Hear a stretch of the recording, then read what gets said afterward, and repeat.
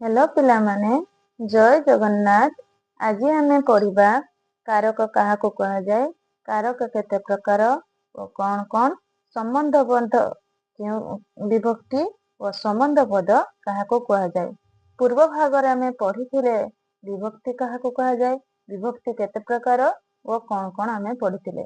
विभक्ति काहाको कहा जाए ना जो चिन्ह बा संकेत द्वारा कारक वचन और संबंध पद को जानी है ताहाको विभक्ति कहा जाए। अर्थात जो चिन्ह बा संकेत द्वारा अर्थात चिन्ह बा संकेत द्वारा जो विभक्ति रो चिन्ह संकेत आमे जानिले एबे आमे पढ़िबा कारक काहाको कहा जाए। ताहार भितर रहिछि अर्थात विभक्ति काहाको कहा जाए, ताहार भितर रहिछि कारक वचन और संबंध पद। आज आमे पढ़िबा कारक काहाको कहा जाए एवं संबंध पद काहाको कहा जाए ए विषय आमे जानिबा। ना कारक काहाको कहा जाए ना क्रियापद सह जो पदर संपर्क थाए जो पदर संपर्क थाए ताहाको कोन कहा जाए कारक कहा जाए। मोटे एठी उदाहरण माध्यम रे बुझौछि ना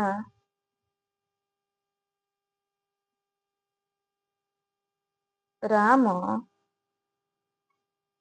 भात खाଉଛି। राम भात खाଉଛି तने राम होଉଛି कोन ना कर्ता, काहा सहित संपर्क रखुछु ना क्रिया सहित संपर्क रखुछु। क्रिया होଉଛି खाଉଛି तने से कोन कहला ना क्रियापद सहित ज्यों पदर अर्थात क्यों पदर प्रत्येक भाବରେ का क्यों पदर तो कोन रहला ए होଉଛି कर्तार संबंध रहला काहा सह क्रिया सहित। कोन खाଉଛି एठी होଉଛି कर्म मध्य संबंध रहउछि। कोन खाଉଛି प्रश्न कले किए खाଉଛି ना होଉଛି कर्ता आसीबो अर्थात किए खाଉଛି किए ना कर्ता आउ कोन ना होଉଛି कर्म। बुझिहला पिला माने एबे हमें जानिबा या परवर्ती जो पढ़ेमी कारक केते प्रकार ओ कोन कोन ताहारी माध्यम ने हमें आउ किछि सिखिबा। ना कारक होଉଛି केते प्रकार 6 प्रकार। कारक केते प्रकार 6 प्रकार।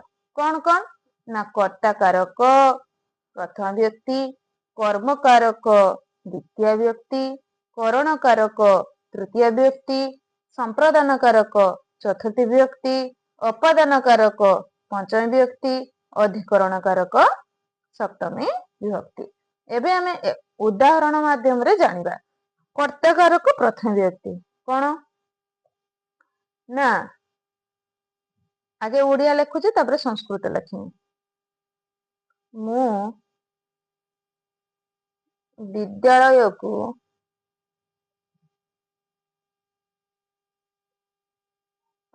जाउछि।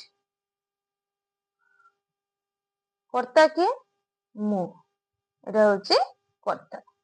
कर्ता हेले ताने ये होछि कर्ता ये होछि क्रिया। ये हमें पढ़िले कोन ओडिया रे। जे संस्कृत यार करिमि अहं विद्यालयं गच्छामि। अहं विद्यालयं गच्छामि। अहं काहे के हला ना उत्तम जो कोन अस्मत् शब्दर अहं हेछि विद्यालय को जाउछि अर्थात द्वितीय हेकि रहिछि तेणु विद्यालयं गच्छामि उत्तम पुरुष रहिछि सेतपय गच्छामि हला। वर्तमान ये होछि एथिरे कोन कर्ता कारक। ये होछि कोन ए कर्ता कारक बा प्रथमा विभक्ति लिखि परिबी। ये होछि कर्ता कारक। ये संक्षिप्त रूप रे कारक बुझौछि। एबे जानिबा कर्म कारक। कर्म कारक गुटे उदाहरण दउछि। राम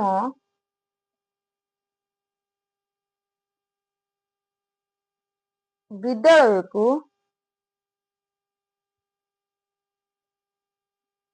जाउछि।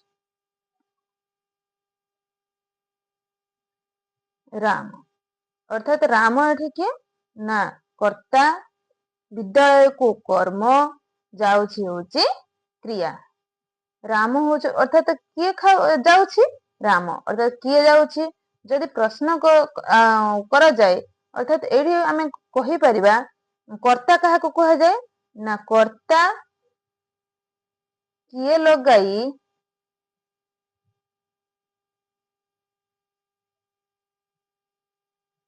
ପ୍ରଶ୍ନ କଲେ ଉତ୍ତର ଯାହା ଆସେ ତା ମଧ୍ୟ କର୍ତ୍ତା ହେଇଥାଏ। ଅର୍ଥାତ କଣ କରୁଛି ନା କଣ ବା କେଉଁଠାକୁ ଏଇସବୁ ପ୍ରଶ୍ନ ଆସିଲେ କର୍ମ ବୋଲି କୁହାଯାଏ। ଅର୍ଥାତ ଇଏ ହଉଛି କର୍ତ୍ତା। ତାହେଲେ କର୍ତ୍ତା ଇଏ ଯଦି କର୍ତ୍ତା ତାହେଲେ ଇଏ ହେଲା କ୍ରିୟା, ଇଏ ହେଲା କ୍ରିୟା। ତାହେଲେ ବିଦ୍ୟାଳୟକୁ ଇଏ ହଉଛି କର୍ମ, ଇଏ ହଉଛି କର୍ମ। ଏବେ ସଂସ୍କୃତରେ କରିବା। ରାମଃ ବିଦ୍ୟାଳୟଂ ଗଚ୍ଛତି। ରାମଃ ବିଦ୍ୟାଳୟଂ ଗଚ୍ଛତି। ଏଇ ବିଦ୍ୟାଳୟ ପାଖରେ କଣ ହବ? କର୍ମ ହେଲା। ବିଦ୍ୟାଳୟ ପାଖରେ କର୍ମ ହେଲା। କରଣ କାରକ ତୃତୀୟ ବିଭକ୍ତି। ଏବେ ତୃତୀୟ ବିଭକ୍ତିରେ କିଛି ଆମେ ସେଣ୍ଟେନ୍ସ ବା ଏକ୍ସାମ୍ପଲ ନବା। ଶିକ୍ଷକ କଲମରେ ଲେଖୁଛନ୍ତି। ଶିକ୍ଷକ କଲମରେ ଲେଖୁଛନ୍ତି। ଅର୍ଥାତ ଏଠି ଶିକ୍ଷକ ତ ରହିଲା କଣ? କର୍ତ୍ତା ରହିଲା, ଇଏ କ୍ରିୟା ରହିଲା। ଅର୍ଥାତ କରଣ କାରକ କୋଉଠି ରହିଲା? ଏ କଲମରେ। ରେ ଠାରେ ମାନଙ୍କ ଠାରେ ଆମର ଚିହ୍ନ ଅଛି। ତେଣୁ ରେ ଠାରେ ମାନଙ୍କ ଠାରେ ଯେମିତିକା ଏଠି ବିଦ୍ୟାଳୟ କୁ ଅଛି କର୍ମ ଅର୍ଥାତ କଣ ଦ୍ଵିତୀୟ ବ୍ୟକ୍ତି ହେଲା। ଏଠି ସେମିତିକା ରେ ଠାରେ ମାନଙ୍କ ଠାରେ ଅର୍ଥାତ ରେ ଅଛି। ତେଣୁ କଣ ହବ ନା ତୃତୀୟ ବ୍ୟକ୍ତି ହବ। ତେଣୁ କରିବା ଶିକ୍ଷକଃ କଲମରେ। କଲମ ହଉଛି କ୍ଳିବ ବାଚକ ଶବ୍ଦ। ତାହେଲେ କଣ? କଲମେନ। ଶିକ୍ଷକ ଯେହେତୁ ଇଏ ପ୍ରଥମ ପୁରୁଷ ଅଛି ତେଣୁ ଲିଖତି। ସମ୍ପ୍ରଦାନ କାରକ। ସମ୍ପ୍ରଦାନ କାରକର ଆମେ ଜାଣିଛେ ଚିହ୍ନ ହଉଛି କୋଉ କୋଉ ମାନଙ୍କୁ ପାଇଁ ନିମିତ୍ତ ଦାନ ଅର୍ଥରେ। ତେଣୁ ଲେଖିବା ମା ଭିକାରୀକୁ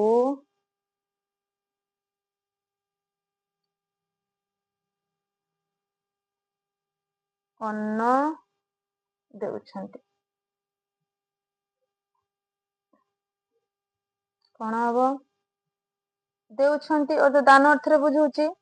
କାହାକୁ ଦଉଛନ୍ତି? ଯାହାକୁ ଦଉଛନ୍ତି ତାହାରି ପାଖରେ ଚତୁର୍ଥୀ ହବ। ତାହେଲେ କଣ ହବ? ମାତା ଭିକ୍ଷୁକାୟ ଅନ୍ନଂ। କଣ ଦଉଛନ୍ତି? ଅନ୍ନଂ ଦଦାତି। ଦା ଧାତୁରେ ଆସିଛି ଦଦାତି। ଏଇ ଜାଗାରେ କଣ ହେଲା? କଣ ହେଲା? ନା ହଉଛି ସମ୍ପ୍ରଦାନ କାରକ ଚତୁର୍ଥୀ। ସମ୍ପ୍ରଦାନ କାରକ ଚତୁର୍ଥୀ। ଏଇଠି ସେମିତିକା ହବ କଲମେନ ପାଖରେ କଣ ହବ? କରଣ କାରକ ତୃତୀୟା।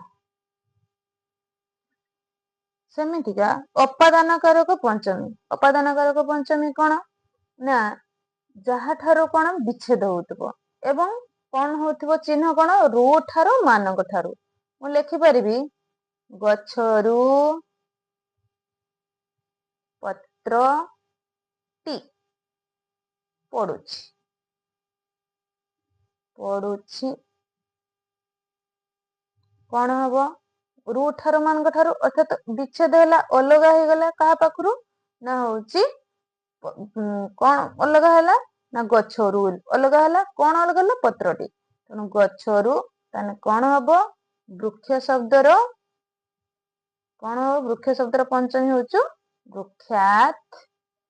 ପତ୍ରଂ ପତତି। ବୃକ୍ଷାତ୍ ପତ୍ରଂ ପତତି। ଏଇଠି ହେଲା କଣ? ଅପାଦାନ କାରକରେ ପଞ୍ଚମୀ। ଅଧିକରଣ କାରକ ସପ୍ତମୀ କଣ? ନା ଆମେ ଜାଣିଛେ ଅଧିକରଣ କାର ରେ ଠାରେ ମାନଙ୍କ ଠାରେ ତତ୍ ସହିତ ସମୟ ଥିବ, ସ୍ଥାନ ଥିବ ଏବଂ ବିଷୟ ମଧ୍ୟ ଥିବ। ତାହେଲେ କଣ କରିବା? ନା ସମୟ, ସ୍ଥାନ, ବିଷୟ ଥିବ। ଆମେ କରିବା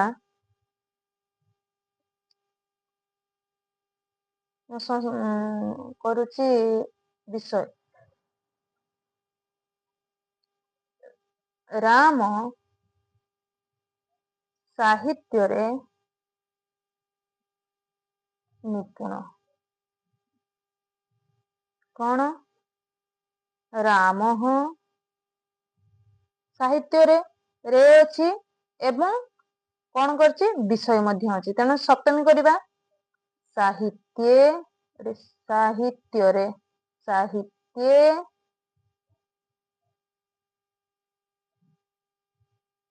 ନିପୁଣ। ସାହିତ୍ୟ ନିପୁଣ। ସ୍ଥାନ କରିବା ଗୋଟେ, ଇଏ ଗୋଟେ ଏକ୍ସାମ୍ପଲ। ରେ ସ୍ଥାନ। ରାମ ପଡ଼ିଆରେ ଖେଳୁଛି।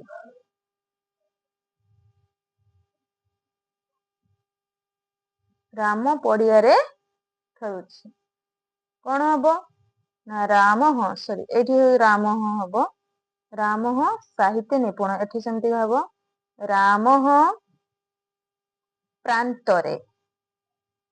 ପ୍ରାନ୍ତରେ ଖେଳୁଛି ହଉଛି କଣ କ୍ରୀଡ ଧାତୁରୁ ଆସୁଛି।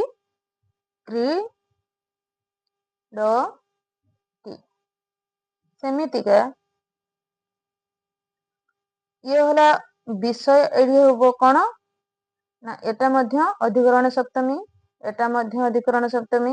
ଇଏ ହଉଛି ଗଲା, ଗୋଟେ ହଉଛି ବିଷୟ ପାଇଁ ଗଲା, ଆଉ ଗୋଟେ ହଉଛି ସ୍ଥାନ ପାଇଁ ଗଲା। ଏବେ ଆମେ ଆସିବା, ବିଷୟ ଗଲା, ସ୍ଥାନ ଗଲା, ସମୟ। ସକାଳେ ପିଲାମାନେ ଆସିଲେ। କଣ ହବ ପ୍ରାତଃ ସମୟେ ବାଳକାଃ ଗମ୍ ଧାତୁର ଆ ଉପସର୍ଗ ଲାଗିବ ତି। ଏଇଠି ହେଲା କଣ ପ୍ରାତଃ ସମୟ ପାଖରେ ମଧ୍ୟ ହବ କଣ ଅଧିକରଣ ସପ୍ତମୀ। ଏଠି ବି ହେଲା ଅଧିକରଣ ସପ୍ତମୀ, ଏଠି ହେଲା ଅଧିକରଣ ସପ୍ତମୀ, ଏଠି ହେଲା ଅଧିକରଣ ସପ୍ତମୀ। ଇଏ ହେଲା କର୍ତ୍ତା କାରକରୁ କର୍ତ୍ତା କାରକ ପାଖରୁ ଅଧିକରଣ କାରକ ପର୍ଯ୍ୟନ୍ତ 6ଟି କାରକ।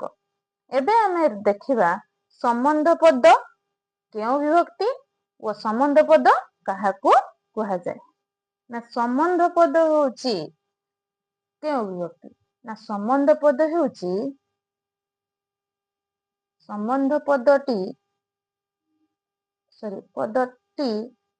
ଷଷ୍ଠୀ ବିଭକ୍ତି। କୋଉ ବିଭକ୍ତି? ଷଷ୍ଠୀ ବିଭକ୍ତି।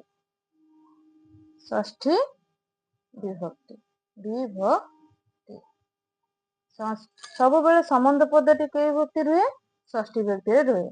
ଅର୍ଥାତ ଆମେ ଜାଣିବା କେମିତିକା ଇଏ ସମ୍ବନ୍ଧ ପଦ ବିଲିକା, ନା ଯେଉଁ ପଦର କ୍ରିୟାପଦ ସହ କୌଣସି ସମ୍ପର୍କ ନଥାଇ ଅନ୍ୟ ପଦ ସହିତ ଯଦି ସମ୍ପର୍କ ଥିବ, ତାହେଲେ ଆମେ ତାକୁ କଣ କହିବା? ସମ୍ବନ୍ଧ ପଦ କହିବା। ଆମେ ଉଦାହରଣ ମାଧ୍ୟମରେ ଜାଣିବା। ନା ଆମେ ଜାଣିଛେ ଷଷ୍ଠୀ ବିଭକ୍ତିର ଚିହ୍ନ କଣ? ରଙ୍କର ମାନଙ୍କର। ତେଣୁ ଆମେ ସେଇ ଅନୁସାରେ ଲେଖିବା ରାମର ପୁଅ ଘରକୁ ଯାଉଛି।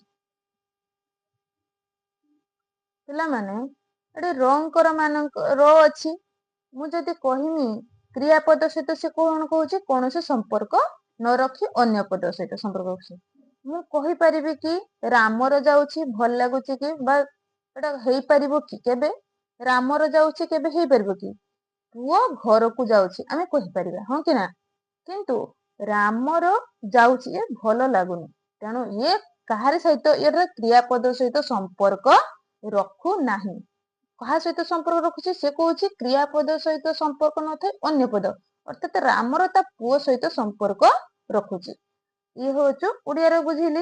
ସଂସ୍କୃତରେ ହେଲେ ଏହାର ଯୋଉ ବାକ୍ୟଟିର ସଂସ୍କୃତ କଣ ହବ? ନା ରାମସ୍ୟ ପୁତ୍ରଃ ଗୃହଂ ଗଚ୍ଛତି। କର୍ତ୍ତା ଏଠି କିଏ? ପୁତ୍ର। କିଏ ଯାଉଛି? ପୁତ୍ର ଯାଉଛି ଗଛ। ଗଛ। ତେଣୁ ରାମସ୍ୟ ପୁତ୍ର ଗୃହଂ ଗଛତି। ଏଠି ତାନେ କିଏ ହେଲା ସମ୍ବନ୍ଧ ପଦ? ରାମସ୍ୟ। ଇଏ ବି ହବ ସମ୍ବନ୍ଧ ପଦ। ଓଡିଆରେ ଇଏ ସମ୍ବନ୍ଧ ପଦ, ଏ ସଂସ୍କୃତରେ ସମ୍ବନ୍ଧ ପଦ ହଉଛି ରାମସ୍ୟ। ଇଏ ହଉଛି ରାମର ହଉଛି ସମ୍ବନ୍ଧ ପଦ। ପିଲାମାନେ, ଯଦି ଭିଡ଼ିଓଟି ଭଲ ଲାଗିଥାଏ ଲାଇକ୍ କରିବେ, ସବସ୍କ୍ରାଇବ୍ କରିବ ଏବଂ ସେୟାର କରିବ। ଧନ୍ୟବାଦ।